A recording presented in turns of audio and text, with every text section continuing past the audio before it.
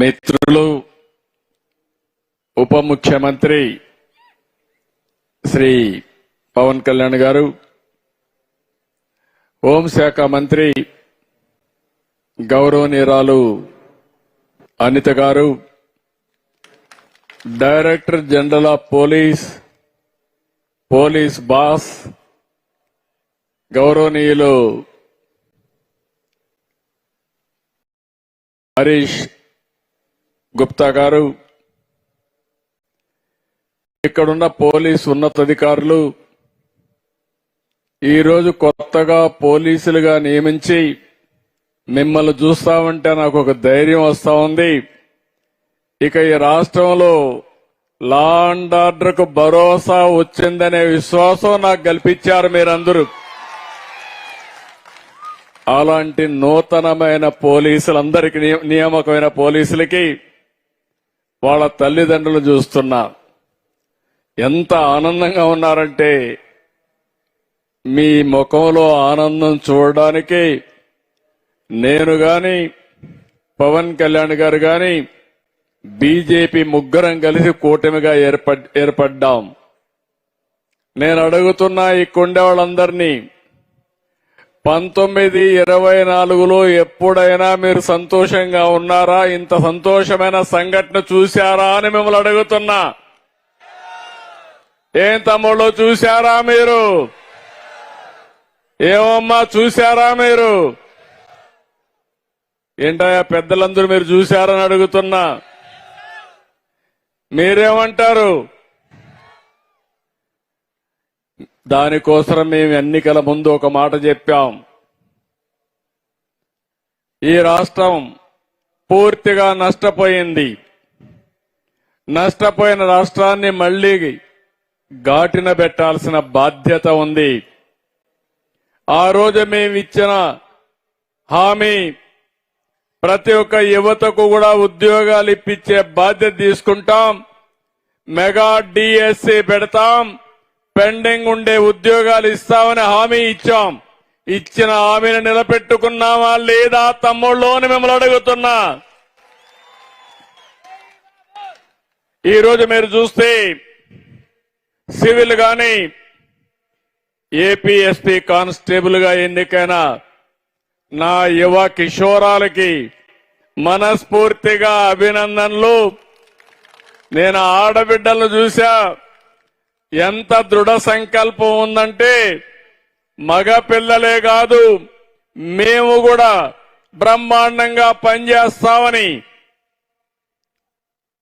ఒక అకుంఠితమైన దిశ చూపించిన ఆడబిడ్డలకు కూడా మనస్ఫూర్తిగా నమస్కారాలు, అభినందనలు. నేను చాలా సార్లు ఎక్కడన్నా వెళ్తే పిల్లల్ని అడుగుతాను, నువ్వేమవుతావని అడుగుతాను. మెజారిటీ చెప్పేది నేను పోలీస్ అవుతానని. నేను ఎప్పటికప్పుడు అడిగేవాడిని, మీరు పోలీస్ అవుతామంటే అంటే లాఠీతో కొడదామని అడిగేవాడిని. కాదు, ప్రజల ప్రాణాలు కాపాడడానికి పోలీస్ అవుతానని పిల్లలు చెప్పారంటే అది పిల్లలకుండే పోలీసుల మీద నమ్మకం అని చెప్పి కూడా నేను మీకు తెలియజేస్తున్నా. ఈరోజు 4 ఏళ్లుగా వేచి చూశారు మీరు. నేను అడుగుతున్నా, పట్టుదలగా నుండుంటే కోర్టులో ఏదైనా స్టే ఉంటే వెకేట్ చేపించాలా లేదా అని అడుగుతున్నా. అలాంటిది 4 ఏళ్లుగా మీరు వెయిట్ చేస్తే ఈరోజు అనేక కోర్టు కేసులు వచ్చాయి. అన్ని కోర్టు కేసులు కూడా ఎక్కడికక్కడ పరిష్కారం చేశాం. మామూలుగా చూస్తే 1-2 కాదు, 31 కేసులేస్తే హైకోర్టు నుంచి సుప్రీంకోర్టు వరకు మీకు గాని ఉద్యోగం వస్తే నాకు పవన్ కళ్యాణ్కి మంచి పేరు వస్తుందని ఉద్యోగాలు రాకుండా అడ్డుకట్టేస్తే అడ్డుకట్టను అధిగమించి మీ అందరికీ ఉద్యోగాలు ఇప్పించిన ఘనత కూటమి ప్రభుత్వాన్ని. అవునా కాదా అని మిమ్మల్ని అడుగుతున్నా. 6100 మందికి రిక్రూట్మెంట్ నోటిఫికేషన్ ఇచ్చాం. 614 మంది ఈరోజు సెలెక్ట్ అయ్యారు. రేపు ట్రైనింగ్కి వెళ్తున్నారు. ట్రైనింగ్ అవుతానే మీరందరూ కూడా మళ్ళా ఉద్యోగానికి వస్తున్నారు. ఇందులో మీరు చూస్తే 3,343 మంది సివిల్ కానిస్టేబుల్, ఏపీఎస్సిపి కానిస్టేబుల్ గా 2,414 మంది, ఇంకో పక్క మహిళలు 993 మంది, 1000 మంది దగ్గర మహిళలే ఉన్నారు. ఆ ఆడబిడ్డలు చూస్తే నాకు ముచ్చటేస్తుంది. ఎంత ధైర్యంగా ఉన్నారంటే, నేనే ఒకప్పుడు మగపిల్లలే కాదు ఆడపిల్లలు కూడా తక్కువ కాదని, ఉద్యోగాల్లో 33%, చదువులో 33% రిజర్వేషన్లు పెడితే దాన్ని నిరూపించే విధంగా కడాన చాలా మంది అన్నారు, ఆడపిల్లలు కానిస్టేబుల్ అవుతారా అన్నారు.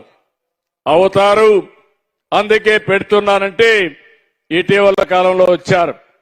నేను కానిస్టేబుల్ గానే కాదు, ఆర్టీసీలో కండక్టర్లుగా కూడా 33% పెట్టాలని పెట్టాను. కండక్టర్లుగానే కాదు, ఆర్టీసీలో డ్రైవర్లు కావాలని కోరుకున్నాను. కానీ ఆ ఒక్క కోరిక నెరవేరలేదు. భవిష్యత్తులో ఆర్టీసీలో కూడా డ్రైవర్లుగా మా ఆడబిడ్డలు వస్తారని మరొక్కసారి ఆకాంక్షిస్తున్నా. ఈరోజు ఆడపిల్లలు చేయలేని పని ఏ పని లేదు. మీలో ఒక భావన తీసేయాల్సిన అవసరం ఉందని చెప్పి నేను మీకు తెలియజేస్తున్నా. ఈరోజు మీరు చూస్తే శ్రీకాకుళం, విశాఖపట్నం, ఈస్ట్ గోదావరి, ఎటు చూసినా 26 జిల్లాలు మా వాళ్ళు చూస్తున్నా. చాలా ప్రైడ్ గా ఉన్నారు. ఈ ప్రాంతాల నుంచి దగ్గర మీరు ఒక్కసారి చూస్తే 183 మంది గిరిజన పిల్లలు కానిస్టేబుల్ గా ఎంపికయ్యారు. వాళ్లకు ప్రత్యేకంగా అభినందనలు తెలియజేస్తున్నానని చెప్పి కూడా నేను మీకు తెలియజేస్తున్నా. తమిళలో ఉద్యోగాలు రావాలంటే ఎన్డీఏ కూటమి రావాలని మీరందరూ ఆకాంక్షించారు. నేను కూడా క్యాంపెయిన్ చేశాను. జాబ్ రావాలంటే నేను పవన్ కళ్యాణ్ గారు వస్తేనే మీకు ఉద్యోగాలని చెప్పావా లేదా అని అడుగుతున్నా. ఒకసారి చరిత్ర కూడా మీరు నెమరేసుకోవాల్సిన అవసరం ఉంది. నేను ఎప్పుడొచ్చినా గవర్నమెంట్ ఉద్యోగాలు ఇస్తాను, ప్రైవేట్ ఉద్యోగాలు వస్తాయి. కానీ వేరే వాళ్ళు వస్తే మాత్రం ఉండే ఉద్యోగాలు ఊడిపోతాయి. అందుకే మీరు చూస్తే పోలీస్ వ్యవస్థలో 99 2004లో 8,198 మందికి ఉద్యోగాలు ఇచ్చా సమైక్య ఆంధ్రప్రదేశ్ లో. రెండోది 14-19 9,464 మందికి జూన్ 18 నోటిఫికేషన్ ఇచ్చి పరీక్షలు కూడా మార్చి 2019లో పెట్టాం. ఇప్పుడు మళ్లీ ఒకసారి చూస్తే 6,014 ఉద్యోగాలు ఇచ్చాం. మొత్తం కలిసి 23,676 ఉద్యోగాలు నేను ముఖ్యమంత్రిగా ఉన్నప్పుడు మీకు ఇచ్చానంటే ఈ పోలీసు వ్యవస్థ పైన నాకుండే నమ్మకం. మొత్తం 58,000 మంది కానిస్టేబుల్ ఉన్నారు. అందులో 24,000 మందికి నేనే ఉద్యోగాలు ఇచ్చా. దీనికి నేను గర్వపడుతున్నానని చెప్పి కూడా నేను మీకు తెలియజేస్తున్నా. ఇంకో పక్క నేను ఇక్కడుండే తల్లిదండ్రులకి, రాష్ట్రంలో ఉండే తల్లిదండ్రులందరికీ హామీ ఇస్తున్నా. నేను ఆ రోజు ఎన్నికల మేనిఫెస్టోలో ఒక మాట చెప్పాను. నేను గాని పవన్ కళ్యాణ్ గారు గాని ఉద్యోగం ఫస్ట్ అని, జాబ్ ఇవ్వడమే మా లక్ష్యమని. అందుకనే మీరు ఒకసారి చూస్తే ఎన్నికల మేనిఫెస్టోలో 20 లక్షల ఉద్యోగాలు ఇస్తామని నేను చెప్పిన మాటకు నేను కట్టుబడి ఉన్నానని మరొక్కసారి మీ అందరికీ హామీ ఇస్తున్నాం. ఇప్పటికీ మెగా డిఎస్సి 15,591 మందికి ఉద్యోగాలు ఇచ్చాం. ఈరోజు 6,014 మందికి ఇక్కడ ఉద్యోగాలు ఇచ్చాం. ఇంకో పక్కన మీరు ఒకసారి చూస్తే ఈరోజు రాష్ట్రంలో అన్ని డిపార్ట్మెంట్లలో 4,51,347 మందికి ఇప్పటికే ఉద్యోగాలు ఇచ్చాం. ఇది కాకుండా మీరు ఒకసారి చూస్తే దగ్గర 197 ప్రపోజల్ 8,55,173 కోట్ల రూపాయలు పెట్టుబడులు ఇవన్నీ పూర్తయితే 8,23,922 మందికి ఉద్యోగాలు. మొన్నే విశాఖపట్నం పార్ట్నర్షిప్ సబ్మిట్ జరిగింది. అందులో మీరు చూస్తే 538 ఎంఓయూలు చేశాం. 11,38,000 కోట్ల రూపాయలు పెట్టుబడులు వస్తున్నాయి. ఇది వస్తే 11,37,000 మందికి ఉద్యోగాలు వస్తాయి. రెండు కలిపితే 735 పరిశ్రమలు 19,93,000 కోట్ల రూపాయలు ఉద్యోగాలు 22 లక్షల ఉద్యోగాలు సాధించి ప్రతి ఒక్కరికి రాష్ట్రంలో ఉండే పిల్లలకి ఉపాధి కల్పించే బాధ్యత మాది అని మరొకసారి హామీ ఇస్తున్నా.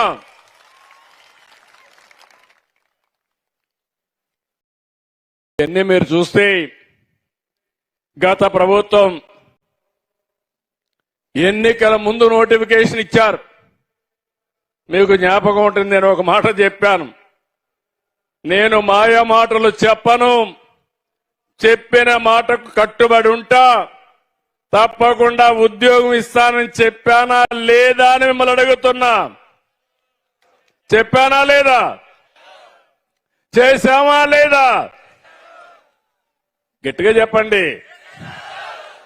చేశారు అంటే గట్టిగా చప్పట్లు కూడా చెప్పండి చేశారని. చిత్తశుద్ధి ఉంది. 31 రిట్ పిటిషన్లు వేశారు. హైకోర్టు నుంచి సుప్రీంకోర్టు వరకు అన్ని కూడా అధిగమించాం. ఇంకో పక్కన పరీక్షలు కూడా రికార్డ్ టైంలో నిర్వహించాం. 60 రోజుల్లో ఫలితాలు ప్రకటించాం. ఇంకో పక్కన చూపిస్తే నేను అడుగుతున్నా ఈ కొండే వాళ్ళందరినీ, ఎవరికైనా ₹1 లంచం ఇచ్చారా తమ్ముళ్ళు ఆడబిడ్డలు అని మిమ్మల్ని అడుగుతున్నా? ఇచ్చారా అని మిమ్మల్ని అడుగుతున్నా. లేదంటే 2 చేతులు పైకెత్తండి.